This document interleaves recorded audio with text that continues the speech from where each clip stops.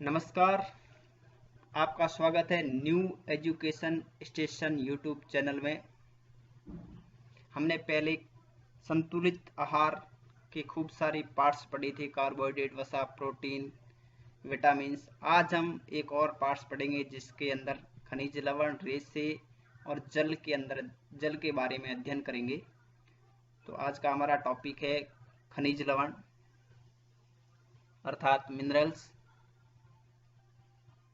ये हमारे शरीर के अंदर ऊर्जा प्रदान करने का काम नहीं करते हैं, परंतु इनकी यदि थोड़ी सी मात्रा भी यदि कमी हो जाती है तो हमारे शरीर के अंदर बहुत बड़ा इफेक्ट डालते हैं। तो इनका शरीर में बहुत ही महत्वपूर्ण योगदान है। इन खनिज लवणों को दो पार्ट्स में डिवाइडेड किया गया है। एक होते हैं अधिभार तत्व और दूसरे होते हैं सूक्ष्म मात्रिक तत्व। अधिभार तत्व यानी इनकी जो मात्रा होती है वो थोड़ी सी अधिक मात्रा शरीर को चाहिए। mg के अंदर हालांकि इसकी मात्रा आती है, यानी मिलीग्राम के अंदर। और दूसरे होते हैं सूक्ष्म मात्रिक तत्व, यानी इनकी मात्रा जो होती है वो बहुत ही कम मात्रा में शरीर को जरूरत पड़ती है। अधिभार तत्वों में यदि हम बात करें तो हमने यहाँ 7 तत्व दिए हैं, जैसे कि कैल्शियम जिसका प्रतीक है Ca,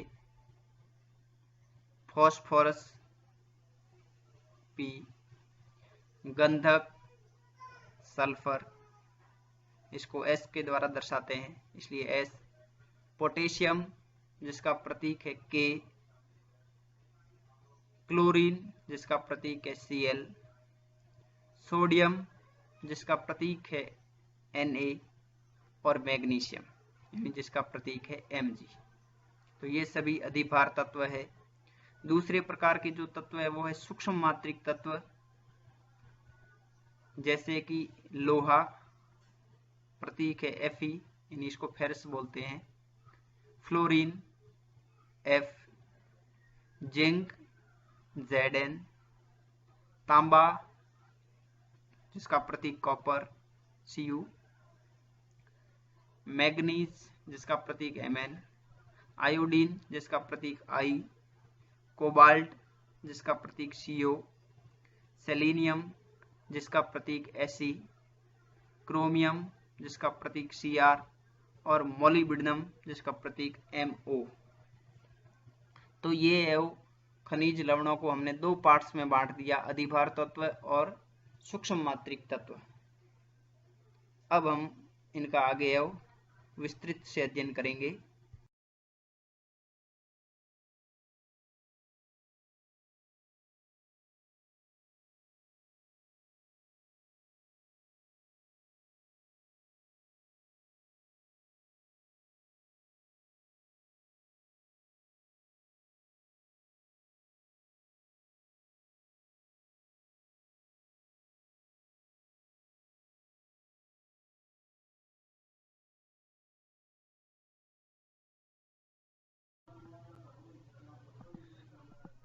अधिभार तत्वों का यदि हम विस्तृत अध्ययन करते हैं तो एक सारणी दी है हमने। तो सारणी में जैसे कि हमने 4 कॉलमों में बांटा है, जैसे कि तत्व का नाम, स्रोत, महत्व और प्रभाव, यानी इन चारों कॉलम्स के अंदर बांट करके मैंने इनको डिवाइड किया है। जैसे कि हम पहले अधिभार तत्वों की बात करते हैं, सबसे पहला है कैल्शियम जिसका प्रतीक भी हमने साथ में लिखा है Ca। इनका जो प्रमुख स्रोत है वो है दूध, पनीर, हरी सब्जियां, फलियां, अनाज आदि। ये हमारे शरीर के अंदर है वो अस्थियों और दांतों के निर्माण करने में सहायक है, रक्त के थक्के जमने में भी सहायक है। जो प्रोथ्रोम्बिन भाग लेता है रक्त के थक्के जमाने में, उसके अंदर कैल्शियम की आवश्यकता पड़ती है। नाड़ियों को स्वस्थ रखता है और एंजाइम जो हमारे शरीर में स्त्रावित होते हैं उन एंजाइमों के स्त्रावण में भी यह सहायता करता है। इनका जो प्रभाव क्या पड़ेगा, यानी इनकी यदि हमारे शरीर में कमी होती है तो वही है अस्थियों का ठीक से निर्माण नहीं हो पाएगा, और हम जो छोटे बच्चे होते हैं या दांत गिर जाते हैं तो पुनः विलंब से दांत आते हैं और विटामिन डी के निर्माण की प्रक्रिया भी बाधित होती है। हमने जब विटामिन पढ़ा था उस समय ये कहा था कि विटामिन डी जो है वो कैल्शियम और फास्फोरस की सहायता से है वो कार्य करता है।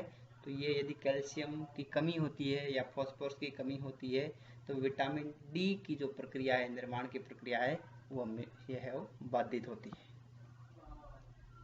दूसरा है फास्फोरस, प्रतीक है इसका पी।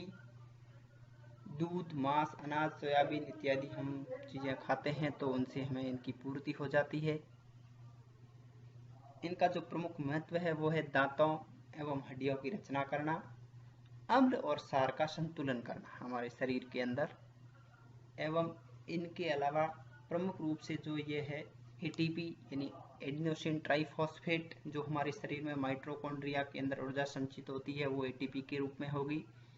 एटीपी और डीएनए, शरीर का महत्वपूर्ण भाग डीएनए, डीऑक्सीराइबोज न्यूक्लिक अम्ल, और आरएनए राइबोज न्यूक्लिक अम्ल। डीएनए, आरएनए और एटीपी के अंदर है वो फॉस्फोरिक अम्ल पाया जाता है, तो इनका ये प्रमुख घटक है।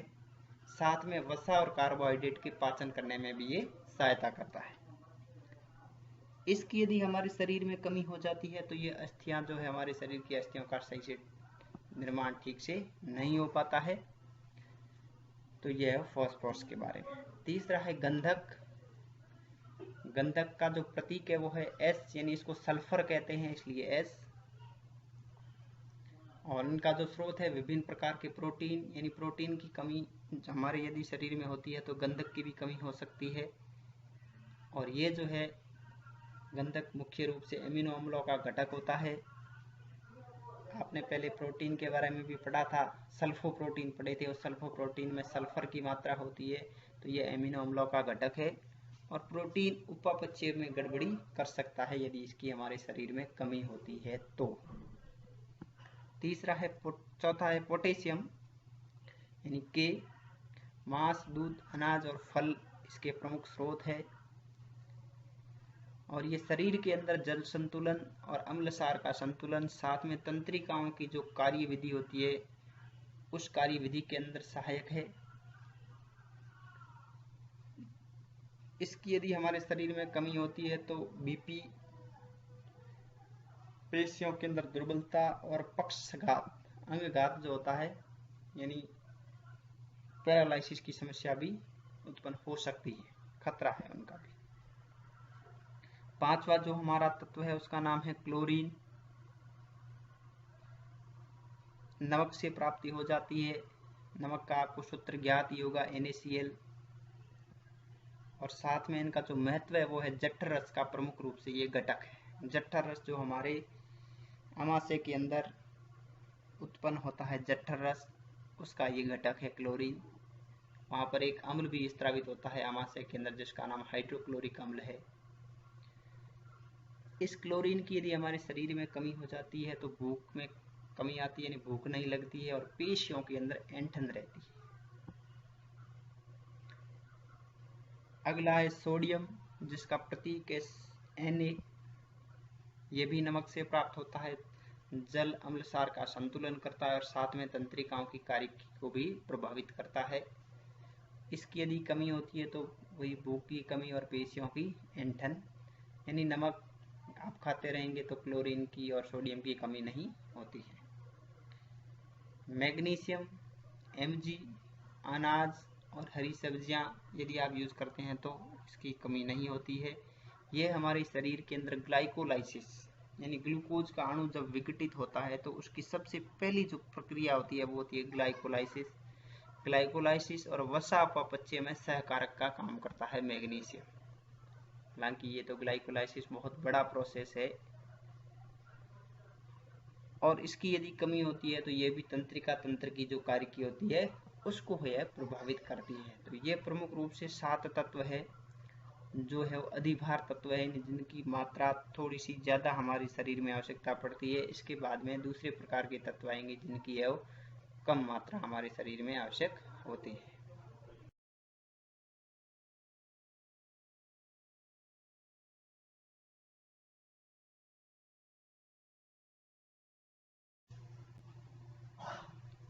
अगली जो सारणी है वो है सूक्ष्म मात्रिक तत्वों की, यानी हमारे शरीर में इनकी मात्रा अल्प मात्रा में चाहिए। इसको भी हमने 4 पार्टों में बांट दिया, जैसे कि तत्व का नाम है, स्रोत है, महत्व है और प्रभाव है, जिसमें प्रमुख रूप से पहला है लोहा, जिसको फेरस बोलते हैं, इसका प्रतीक है Fe। ये जो है मांस, अंडे, फलियां, अनाज, बैंगन, सेव को आपने काट करके देखा होगा, सेव कुछ देर रहती है तो इसके अंदर जंग लग जाता है, अर्थात सेव के अंदर भी लोहे की मात्रा होती है। और यकृत, हमारे शरीर के अंदर यकृत इसको बनाने का कार्य भी करता है। इसका जो प्रमुख महत्व है हमारे शरीर में, वो हीमोग्लोबिन तथा साइटोक्रोम का घटक। खूब सारे साइटोक्रोम होते हैं जो माइटोकॉन्ड्रिया के अंदर सहायता करते हैं। साथ में हीमोग्लोबिन, सुना ही होगा नाम नहीं, हीमोग्लोबिन के अंदर है वो Fe जो तत्व होता है बीच के अंदर होता है, 4 ऑक्सीजन के, खूब सारे इसमें नाइट्रोजन के 4 होते हैं, तो ऐसे वो 4 और ऐसे हीमोग्लोबिन की जटिल संरचना बनती है। हीमोग्लोबिन का ये प्रश्न पूछा हुआ भी है कि हीमोग्लोबिन का केंद्रीय धातु कौन सा है, तो इसके अंदर लोहा होता है Fe। इसकी यदि कमी होती है तो हीमोग्लोबिन की कमी हो जाती है और हमारे शरीर के अंदर रक्तहीनता उत्पन्न होती है। दूसरा तत्व है फ्लोरीन, यानी F। जल से और चाय से या अन्य पदार्थों से इनकी पूर्ति हो जाती है। इनका जो प्रमुख महत्व है वो है हड्डियों और दांतों की सुरक्षा करना। साथ में इनका जो प्रभाव है वो है, इसकी कमी से है वो दांतों की दुर्बलता व अधिकता से फ्लोरोसिस नामक रोग हो जाता है। फ्लोरोसिस यानी पानी के अंदर फ्लोराइड की मात्रा ज्यादा होती है तो होती है, अन्यथा नहीं होती है। अगला जो स्रोत है वो है जिंक, तत्व का नाम जिंक Zn। इनका जो प्रमुख स्रोत है वो है अनाज, दूध, अंडे और मांस। अनेक प्रकार के एंजाइमों का सहघटक होता है और जनन सह तंत्र के अंदर प्रभावी करता है, और साथ में त्वचा खुरदरी हो जाती है यदि इसकी शरीर में कमी होती है तो। अगला है तांबा अर्थात कॉपर। मांस, मेवा, हरी सब्जियां से इनकी पूर्ति होती है, और इनका जो शरीर में प्रमुख महत्व है वो है साइटोक्रोम ऑक्सीडेज एंजाइम का सहघटक है, और साथ में वाहिनियों के विकास में भी सहायता करता है। इनकी कमी से भी रक्तहीनता और रुधिर वाहिनियों की दुर्बलता उत्पन्न हो जाती है। मैग्नीज यानी Mn, मेवा, अनाज, हरी सब्जियां, फल आदि इसका प्रमुख स्रोत है। यह हमारे शरीर के अंदर यूरिया का संश्लेषण व साथ में फॉस्फेट समूह स्थानांतरण के एंजाइम में सह एंजाइम का कार्य करता है। यूरिया का जो संश्लेषण होता है ऑर्निथिन चक्र के द्वारा होता है, तो उसके अंदर ये सहायता करता है। ऑर्निथिन चक्र बहुत एक प्रोसेस है जिसके तहत ही हमारे शरीर के अंदर यूरिया का संश्लेषण होता है।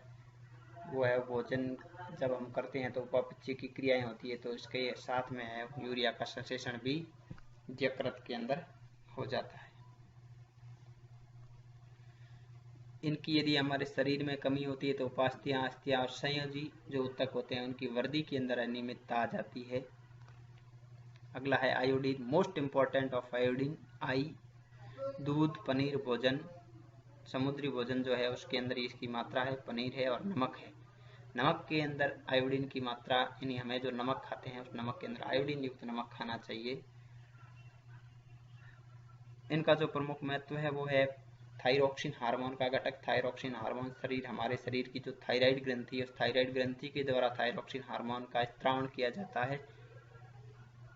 साथ में ये उपापचय में भी सहायता करता है हमारे शरीर में, और गर्भवती महिला के भ्रूण का शारीरिक और मानसिक दोनों प्रकार के विकास में भी ये आयोडीन सहायक है। तो इसकी कमी हमारे शरीर में नहीं होनी चाहिए, अन्यथा खूब सारे विकार उत्पन्न हो सकते हैं। जड़वामनता, बच्चों के अंदर जड़वामनता उत्पन्न होती है। बच्चों के अंदर यदि आयोडीन की कमी होती है तो हमारे शरीर के अंदर जड़वामनता उत्पन्न हो जाती है।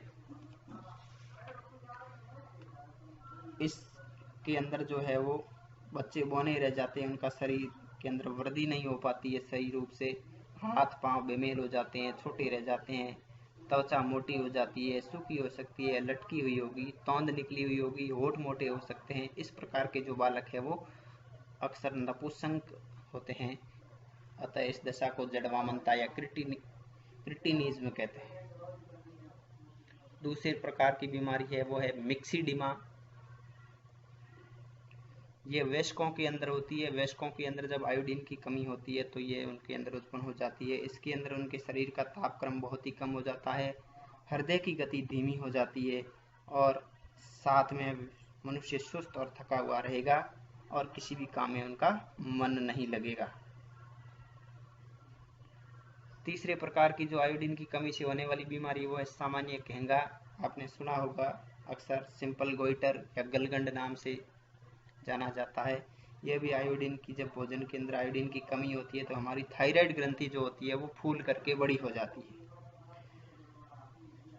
अतः इसको घेंगा रोग कहते हैं। और ये अधिकतर पहाड़ी क्षेत्र के अंदर ये है, आयोडीन की कमी होती है, इस कारण ये घेंगा रोग उत्पन्न होता है। इसलिए ऐसे क्षेत्र को भी है वो गोइटर बेल्ट कहते हैं। और एक रोग है हाशीमोटो का रोग। हमारे शरीर के अंदर जब थायराइड ग्रंथि का स्त्राव बहुत कम हो जाता है तो हम इनके लिए कुछ औषधियाँ लेते हैं। और कई बार ऐसा भी होता है जो हम औषधि काम में लेते हैं वो औषधि ही हमारे शरीर के अंदर विष का काम करने लग जाती है और हमारे शरीर की जो एंटीबॉडीज होती है उस एंटीबॉडीज को नष्ट करने लग जाती है। जब हमारे शरीर की एंटीबॉडीज को नष्ट करती है तो इसे एंटी इम्यून रोग कहा जाता है, अर्थात इसको थायराइड की आत्महत्या भी कहते हैं, क्योंकि ये विपरीत प्रकार की एंटीबॉडी हमारे शरीर के अंदर बना रहा है। तो आयोडीन बहुत ही इंपॉर्टेंट है। आयोडीन के अंदर 3 प्रकार के रोग है, जड़वामनता, मिक्सिडिमा, सामान्य घेंगा और हाशीमोटो रोग। 4 प्रकार के रोग मैंने बताए हैं इसमें। हाशीमोटो का रोग जिसके अंदर है वो बच्चों के अंदर जड़वामनता है, मिक्सिडिमा वयस्क के अंदर है और घेंगा किसी को भी हो सकता है, हाशीमोटो भी किसी के अंदर भी हो सकता है। अगला है कोबाल्ट। दूध, पनीर, मांस इसके स्रोत है। विटामिन B12 जो है साइनोकोबालमिन का, कोबाल्ट आपने सुना होगा। विटामिन B12 जो है उसका नाम भी है वैसे ही था, तो उसका ये सहायक है, घटक है और रक्त क्षीणता के अंदर काम करता है। इसकी कमी होती है तो एनीमिया उत्पन्न हो सकता है। सेलेनियम, ऐसी मांस अनाज खाते हैं तो इसकी पूर्ति हो जाती है। विटामिन E का सहायक है और पेशियों की पीड़ा व हृदय पेशी के अंदर क्षय उत्पन्न कर सकता है इसकी यदि कमी होती है तो। क्रोमियम, यीस्ट समुद्री भोजन और ये ग्लूकोज उपापचय में महत्वपूर्ण भूमिका निभाता है, ऊर्जा उत्पादन में सहायक है। मोलिब्डेनम, अनाज, सब्जियां इसके स्रोत है और साथ में एंजाइमों का सहघटक है और नाइट्रोजनी पदार्थों के उत्सर्जन में अनियमितता उत्पन्न कर देता है। हमारे शरीर में इसकी कमी होती है तो यह भी है, किडनी के ऊपर इफेक्ट डालेगा। मोलिब्डेनम के लिए हमारे शरीर में कमी होती है तो ये सभी प्रकार के तत्व है जो है सूक्ष्म मात्रिक तत्व है। इनकी बहुत कम मात्रा की आवश्यकता पड़ती है लेकिन इफेक्ट बहुत बड़ा डालते हैं।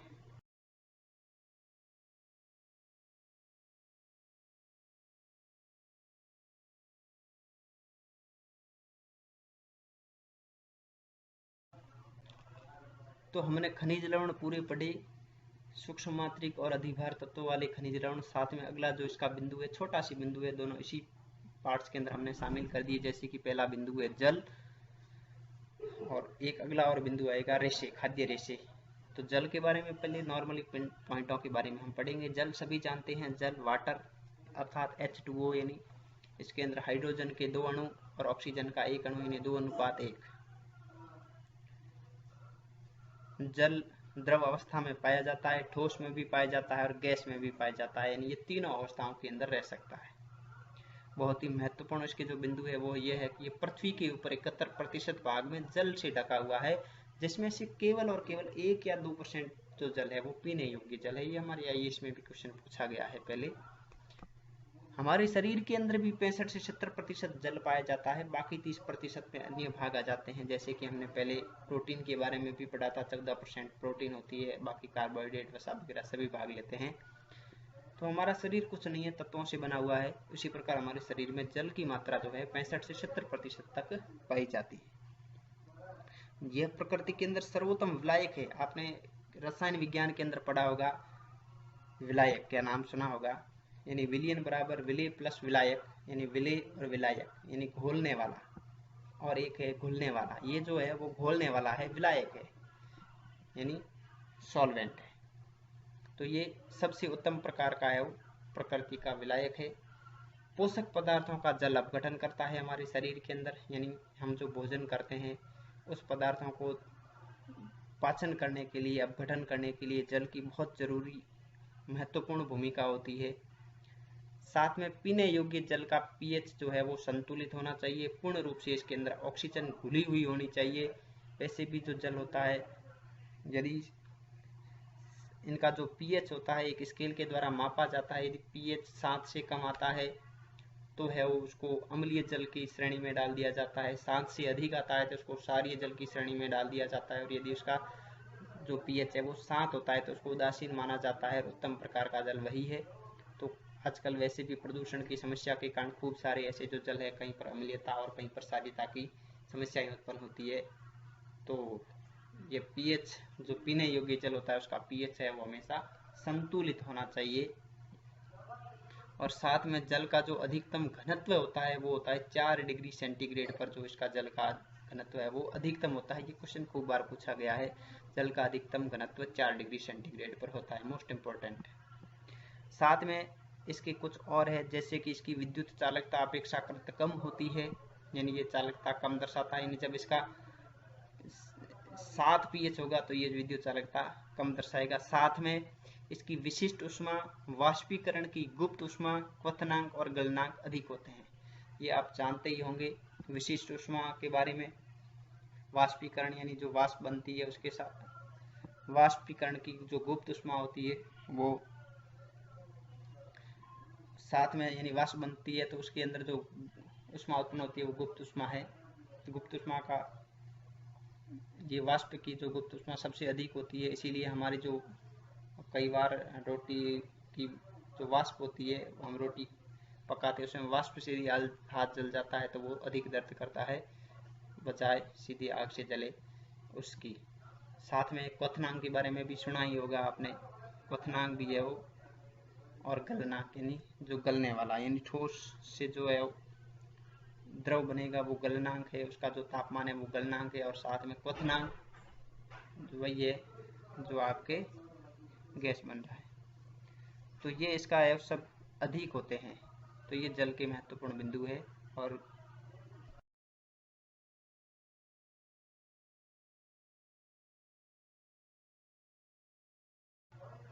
जल के बाद में जो संतुलित भोजन का लास्ट और अंतिम अवयव है वो है खाद्य रेशे। तो खाद्य रेशों के बारे में कुछ महत्वपूर्ण बिंदु पढ़ेंगे। इनके जो महत्वपूर्ण बिंदु यह है कि भोजन की मात्रा को बढ़ाता है परंतु ऊर्जा प्रदायक में महत्व नहीं होता है, ऊर्जा प्रदान करने का कार्य नहीं करता, लेकिन मोस्ट इंपॉर्टेंट है शरीर के लिए। हमारे शरीर के अंदर जो आहार नाल है, उस आहार नाल के अंदर एंजाइमों, आहार नाल की जो सफाई है उसके लिए एंजाइमों को सतह प्रदान करने का काम करता है। और जब एंजाइम को सतह प्रदान हो जाती है तो हमारे शरीर में डाइजेशन की प्रॉब्लम नहीं होती। मल निष्कासन में भी महत्वपूर्ण भूमिका होती है, यानी शरीर के जो अपशिष्ट पदार्थ है उनको बाहर निकालने में सहायक है। अन्यथा खूब सारी, अधिकतर हमारी जो शरीर की बीमारियां होती है वो पाचन या डाइजेशन से संबंधित ही होती है। तो यदि ये रेशे पूर्ण रूप से खाद्य रेशे यदि भोजन में होते हैं तो हमारे आहार नाल की सफाई में भी योगदान है, और साथ में मल निष्कासन में भी महत्वपूर्ण भूमिका इनकी होती है। साथ में ये पृथ्वी पर सर्वाधिक मात्रा में पाया जाने वाला बायोपॉलीमर है और पॉलीसेकेराइड है, यानी रेशे सबसे अधिक पाए जाते हैं क्योंकि पेड़ पौधों के अंदर खूब सारे रेशे मिलते हैं। साथ में ये भोजन में कोलेस्ट्रॉल के स्तर की कमी करता है, यानी हमारे शरीर के अंदर भोजन में यदि कोलेस्ट्रॉल की मात्रा बढ़ती है तो हमारे शरीर के अंदर धमनी कटनीय क्या है, हार्ट अटैक की समस्या सबसे ज़्यादा उत्पन्न होती है। तो उपयुक्त मात्रा में यदि भोजन के अंदर रेशे होते हैं तो ये कोलेस्ट्रॉल के स्तर को घटाते हैं। साथ में भोजन में ये पर्याप्त मात्रा में उपस्थिति से गुर्दे की पथरी भी क्षीण हो जाती है, यानी इसकी भोजन में जब अधिक मात्रा होती है रेशों की तो गुर्दे की पथरी में भी प्रॉब्लम नहीं होती है। साथ में इनमें जल अवशोषण की भरपूर क्षमता होती है, और यदि आप जल अवशोषण अधिक करेंगे भोजन के, हालांकि 1 घंटे पश्चात यदि आप भोजन के अंदर जल की मात्रा अधिक ग्रहण करेंगे क्योंकि इसके अंदर अवशोषण की मात्रा ज़्यादा होती है, और यदि ऐसी ज़्यादा जल अवशोषण किया जाता है तो कब्ज की भी शिकायत, यानी कॉन्स्टिपेशन की शिकायत भी नहीं होती है। तो ये रेशों के प्रमुख रूप से लक्षण हैं।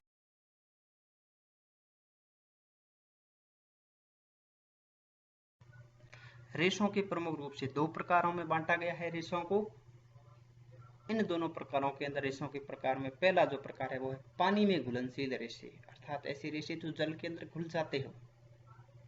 और दूसरे ऐसे रेशे हैं जो पानी के अंदर अघुलनशील रेशे यानी पानी के अंदर घुलते नहीं है। हमारे शरीर के अंदर तो हालांकि दोनों ही सहायक ही है, लेकिन पानी में अघुलनशील रेशे। तो पानी में घुलनशील रेशों की यदि हम बात करें तो पैक्टिन, गम और म्यूसिलेज। ये हमने पैक्टिन का नाम आपने पहले कार्बोहाइड्रेट के अंदर सुना होगा। और पानी में अघुलनशील रेशे हैं वो है सेल्यूलोज, ये भी आपने सुना होगा जब कार्बोहाइड्रेट पढ़ा था।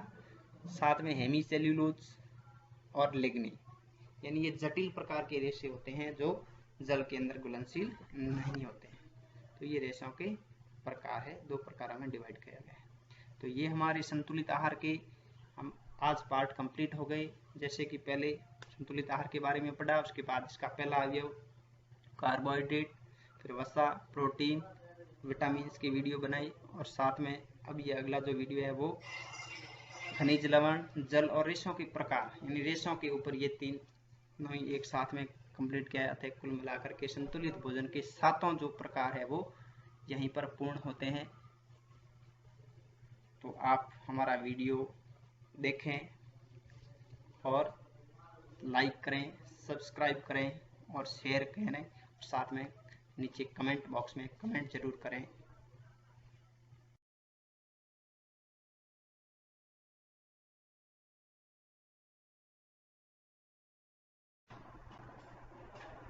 धन्यवाद।